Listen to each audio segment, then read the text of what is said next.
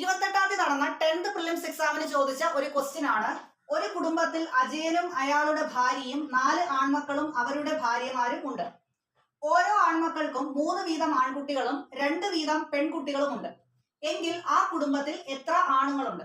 അപ്പൊ ഇവിടെ ആദ്യം പറഞ്ഞേക്കുന്നത് അജയനും അയാളുടെ ഭാര്യയും 4 ആൺമക്കളും അവരുടെ ഭാര്യമാരും ഉണ്ടെന്നാണ് പറയുന്നത്. അപ്പൊ ആദ്യത്തെ സെന്റൻസിനകത്ത് നിന്ന് എത്ര ആണുങ്ങളുണ്ടെന്ന് നിങ്ങൾ കാൽക്കുലേറ്റ് ചെയ്യുക. അപ്പൊ അവിടെ അജയനും അയാളുടെ 4 ആൺമക്കളും, അപ്പൊ മൊത്തം എത്ര ആണുങ്ങളായി? 5 ആണുങ്ങളായി. അപ്പൊ അജയൻ, അയാളുടെ 4 ആൺമക്കൾ. ഇനി ഈ 4 ആൺമക്കൾക്ക് അവരുടെ ഭാര്യമാരും അതുപോലെ തന്നെ ഓരോ ആൺമക്കൾക്കും 3 ആൺകുട്ടികളും 2 പെൺകുട്ടികളും വീതമുണ്ട്. അപ്പൊ 4 ആൺമക്കൾക്ക് 3 ആൺകുട്ടികൾ വീതമുണ്ട്. അപ്പൊ 4 × 3 12. അപ്പൊ 12 ആൺമക്കളുണ്ട്.